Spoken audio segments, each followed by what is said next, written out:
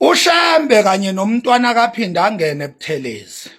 ibona bobabili abantu abake bayisitha sombuso kaZulu kuleli likaMthaniya lo hlala esihlalweni ekuthiwa uNyazi lweZulu umduduzi lo wayesayihuqela insangu le eMlazi ko17 la babeyizinkabi khona ngamsukane oyise bebhizi beagainst isihlalo sakwaZulu befuna kuphakanyiswe bona bezama ukudla amandla esilo kusukela emumva le ko Cyprian Solomoni kuze kuzofika kumdlokombane umdlokombane ke yena babesho ukuqeda nya ngaye njoba begcine nje vele sekucaca ukuthi uZulu akasenamandla bazama ukuqeda nya ngombuso kaZulu uma ngosuthu uButhelezi kanye noShembe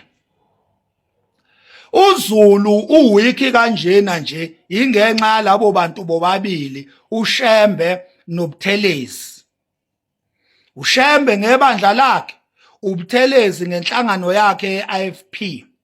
babesho ukuqeda nya finish ngoZulu ingakho kwaZulu ziningi izinto ezirecognize uButhelezi okudlula ezirecognize isihlalo sesilo isizathu saloko ingenxa yokuthi vele uButhelezi waze wacollaborate nabelungu ecollaboratela ukuthi kube nguye obusa uZulu okudlula isilo uButhelezi wayefuna ukuthi isilo sibe ngaphansi kwakhe ileyo nto yangena kanjalo ipolitiki lapha ya esihlalweni sesilo ipolitiki yangena ngoButhelezi lapha ya kwaZulu esihlalweni sesilo uButhelezi owahlangana nabelungu kwahlukaniswa umhlaba wesilo phakathi kwabakhona umhlaba obizwa ngeNatali ekuthiwa lowo owabelungu kwaba nomhlaba obizwa ngekwaZulu okuthiwa lowo owakhe uButhelezi kwangashiyo nokuthi owesilo kwathiwa okaButhelezi uButhelezi upresident kulowo mhlaba lo obizwa ngoZulu la kuthiwa iseZululand khona uShembe ke yena wayeqeda nya ngento ekuthiwa iculture kaZulu wayeqeda nje nya evuse yakhe iculture eyayizothatha over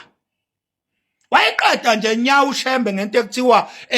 zinyandezulu zimpande zesizwe sikaZulu uShembe wayeqeda nje nya ngamagugu esizwe evusa amagugu ebandla lakhe lawo maqiniso akekho omunye ongawakhuluma ngaphandle kwami ngamane ngife kunokuthi ngife ngingawakhulumanga ukuthi umntwana kaphinda angene uButhelezi wayeqeda nya ngobukhosi bakwaZulu thunaze siqeda amandla esilo ewaqeda nje nya kuphakama yena above isilo ehlangene nabelungu kanjalo noShembe wayehlangene nabelungu besebenzisana noButhelezi ukulwa nesihlalo sesilo ukuthi basiqede nya amandla uZulu ungabi nabukhosi ube ngaphansi kwepolitiki njengoba namhlanje isihlalo sesilo nje singaphansi kwepolitiki silawulwa ipolitiki ukuthi senze ngisho inkosi irecognizewa ngokwepolitiki ingenxa kaGatsha Buthelezi kanye noShembe hayi uNyazi lweZulu kwakuyidlela insangu leMlazi lokho kungazi nokuthi liyaphuma noma liyashona kuyidlela insangu laphana kungayazi nento ekuthiwa isonto ukuthi ibheke ngakuphi ingakho namhlanje akakwazi ngisho ukuhlabelela akakwazi ngisho ukushumayela intithithi nje isithombe nje esivele sigqoka izibuko zamehlo izibuko zokuthi uphethwe amehlo agqoka izicathulo ngesikhathi ibandla lakhe lingayigqoki izicathulo lihamba ngenyawo kuthiwa ngoba umhlaba ungcwele kaShembe kodwa yena uhamba ubhadazela ngamateku nezicathulo kulowo mhlaba wakhe ekuthiwa ungcwele egqoka izibuko zokuthi uphethwe amehlo uShembe lo hlele esihlalweni oyise bakhe bazama ukuqeda ngombuso kaZulu nesihlalo sesilo nakuba sisekhona leso sihlalo uZulu wonkana owabambelela wanamathela esilweni noma singesenamandla ngoba umdlokombane ubengenamandla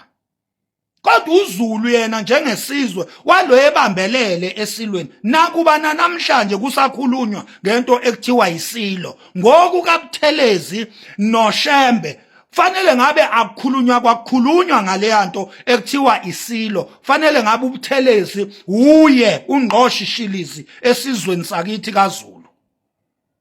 ngibulaleni ke iqiniso leli elinzima elinyantisa igazi yes